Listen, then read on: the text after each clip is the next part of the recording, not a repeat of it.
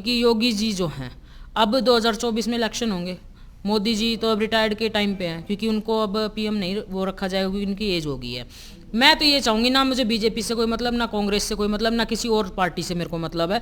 मैं हमारे लिए तो सब ठीक है, पर योगी जी ने जैसे यूपी से गैंगस्टरों का सफाया किया है ना, इस तरीके से अगर योगी जी अपनी जो पीएम की सीट लेते हैं देश में, तो इस देश से ही ये गुंडागर्दी बिल्कुल खत्म हो जाएगी। और हरियाणा देखने वाले सारे दर्शकों में डटे राम और फिलहाल भैया पे मौजूद हाँ मोखरे वाली साध्वी सोमनाथ जी के पास।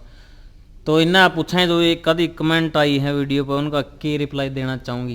तो नमन जी, आदेश भाई, तो एक आदि आप कमेंट है जी वीडियो के ऊपर, कोई तो कोई ठेके बंद करवाओगी, कोई कुछ को है, कोई कुछ को है, उनके बारे में क्या कहोगे आप?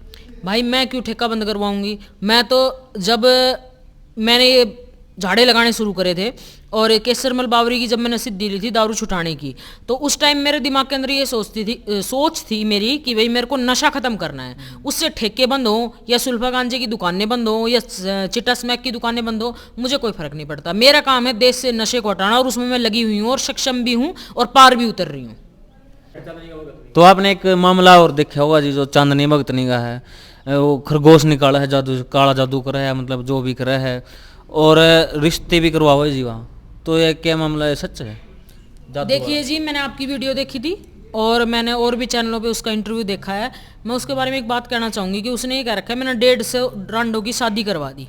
तो भाई ऐसा कौन सी ऐसी तो कोई सिद्धि है नहीं कि 150 रांडों की शादी करवा दे। बाकी उसने मान ले बाबा के आगे अरदास लगा के, माता रानी के आगे अरदास लगा के उसने किसी का कर्म कर भी दिया होगा और उस कर्म में सफलता मिल भी गई होगी।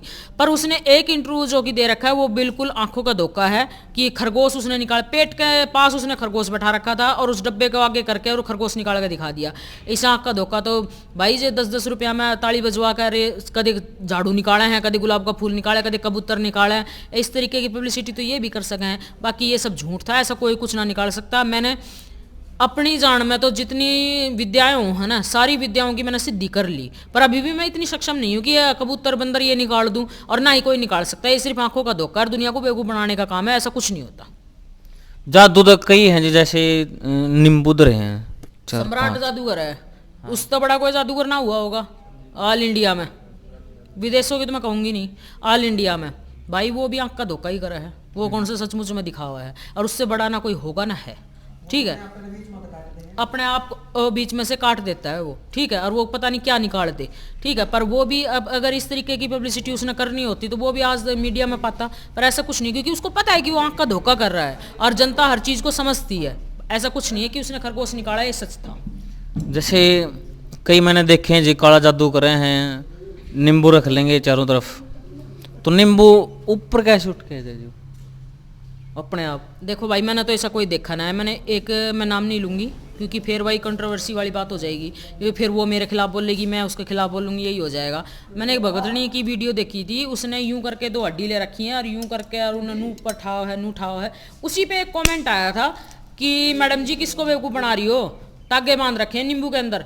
तागे उसने बांध रखे होते तो वो जो हड्डी सी ले रखी हैं उनको वो इस तरीके से निकाल रही है, तो वो तागों में अड़ेगी तो सही, पर वो भी एक आंख का धोखा ही था। हाँ, वो आंख का धोखा मतलब कैसे हो सकता है?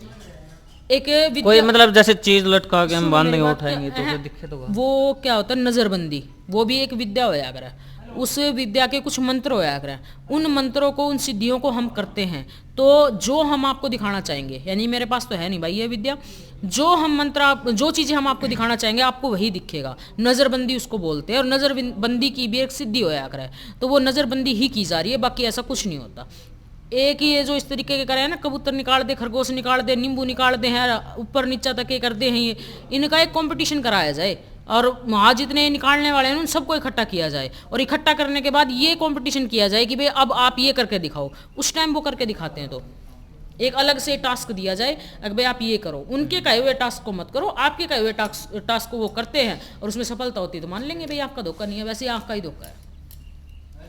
और जैसे हम बात करें सरकार, कौन सी सरकार सबसे बढ़िया है? मतलब जैसे योगी जी हैं, बहुत अच्छा काम कर रहे हैं। हरियाणा में बात करें तो जैसे किसान के लिए बहुत ही खराब है सरकार, बेरोजगार हो गए हैं युवा बिल्कुल इस सरकार में। तो आप कौन सी सरकार को बढ़िया मानो, या फिर जैसे आप भी कैमरे के सामने आओ बार बार, या फिर आप भी टिकट लेना चाहो?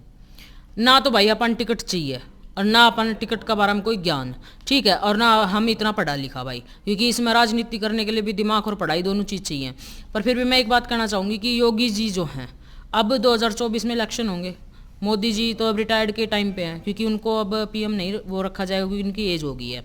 मैं तो ये चाहूँगी, ना मुझे बीजेपी से कोई मतलब, ना कांग्रेस से कोई मतलब, ना किसी और पार्टी से मेरे को मतलब है, मैं हमारे लिए तो सब ठीक है। पर योगी जी ने जैसे यूपी से गैंगस्टरों का सफाया किया है ना, इस तरीके से अगर योगी जी अपनी जो पीएम की सीट लेते हैं देश में, तो इस देश से ही ये गुंडागर्दी बिल्कुल खत्म हो जाएगी। भाई बताऊं, हम कदे भी यूपी साइड जावा है ना, जैसे कोई बुला ले, हमने मान सम्मान के लिए बुला ले, या कोई अपने घर का कुछ दिखाने के लिए बुला ले, या कुछ भी है बुला लेता है हमें, हमारा चाहे मैं किसी पंथ से हूं या नहीं हूं, कुछ लोग मेरे को बोलते हैं कि पंथ से नहीं है, ठीक है कोई बात नहीं, नहीं हूं तो मैं, पर फिर भी मैंने भगवा डाल रखा है। तो इस भगवे की इतनी इज्जत है यूपी के अंदर, पुलिस वाले भी गाड़ी और गाड़ियों को रोक के यार भगवे की गाड़ी को निकालते हैं आगे, इतनी इज्जत हो चुकी है। पहले पुलिस वाले है ना इज्जत नहीं करते थे, एचआर गाड़ी दिखते यार उस गाड़ी ने साइड में खड़ी करवा लिया करता, भाई पूरी गाड़ी चेक करवाओ, सीट उठा उठा के दिखवाओ, यो करवाओ, अच्छी बात है चेक करो, हरियाणा की गाड़ी यूपी में जा रही है।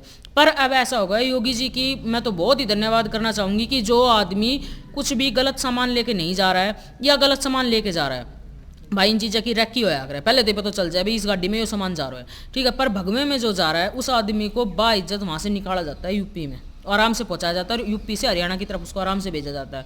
तो मैं ये चाहूँगी कि योगी की सरकार हमारे भारत में आए।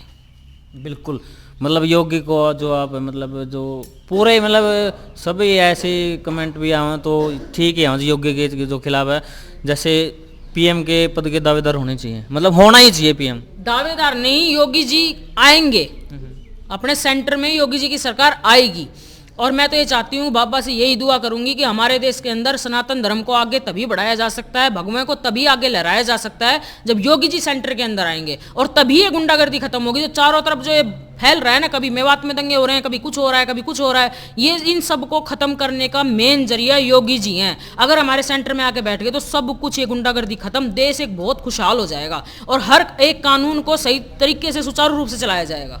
अब जैसे हम अपने बहनों की बेटियों की बात करें, दिन में भी वो मतलब बाहर नहीं निकल सकती, क्या योगी सरकार आने के बाद मतलब जो पीएम आने के बाद ऐसा संभव हो सकता है कि अपनी बहन बेटी जो रात को भी मतलब बाहर निकले, खुली आज़ादी मिले? राजस्थान में हमारी काफ़ी रिश्तेदारी है, राजस्थान में आज भी महिलाएं रात को 12 बजे अगर कोई बेटी कहीं जा रही है खेत वेत पे तो जा सकती है। राजस्थान में गुंडागर्दी नहीं है, मतलब कि 100 में से 70% गुंडागर्दी नहीं है, तो बहुत है ये बात। और यूपी में भी अब ऐसा ही हो गया है योगी जी की वजह से। और जो अदर हैं उनके अंदर भी अगर चाहते हैं कि हमारी बहन बेटी सही समय से मतलब कि आ रही हैं या जा रही हैं, उनको कोई बेधड़क वो अपनी बहन बेटियों को कहीं भेज सकते हैं, भाई कोई नुकसान नहीं होगा, तो योगी जी को ही सेंटर में लाना पड़ेगा। यानी सेंटर किसको कह रही हूँ मैं, अपने जो मेन पीएम की कुर्सी है ना उस पर बैठाना पड़ेगा। अगर बहन बेटियों को उनकी इज्जत को उनके जो ये सब किया जा रहा है, काफ़ी जगह से केस भी आ रहे हैं, अभी सुना है आपने 5 साल की बेटी का वो हो गया बलात्कार, ठीक है, कई जगह ऐसा हुआ है। एक अपने कुराड़ में हुआ था, एक डेरे के पीछे ही के नाम से एक बेटी के साथ बलात्कार कर दिया गया और उसको आग लगा दी गई थी। इन सब को रोकना है तो योगी जी को लाना पड़ेगा, और योगी जी आएंगे तभी ऐसा होगा। ना मैंने बीजेपी से कोई मतलब, ना मैंने कांग्रेस से कोई मतलब, ना लोकदल सेवा दल जो पार्टी दुनिया में बन रही है, मैंने कहीं तो मतलब को नहीं, ना मैं कई पार्टियां ना जानूं, पर मैं इतनी बात जानती हूँ, योगी जी को लाओ और तभी इस देश का भला होगा। अब जैसे हम बात करें आपकी, आप यहाँ पे बैठे हो मोखरा सॉरी नरेड़ा, तो यहाँ पे आप जैसे नशे छुटवाती हो और निसंतान महिलाओं को जो है आप फल देती हो, इनका कोई रिजल्ट आया है बढ़िया?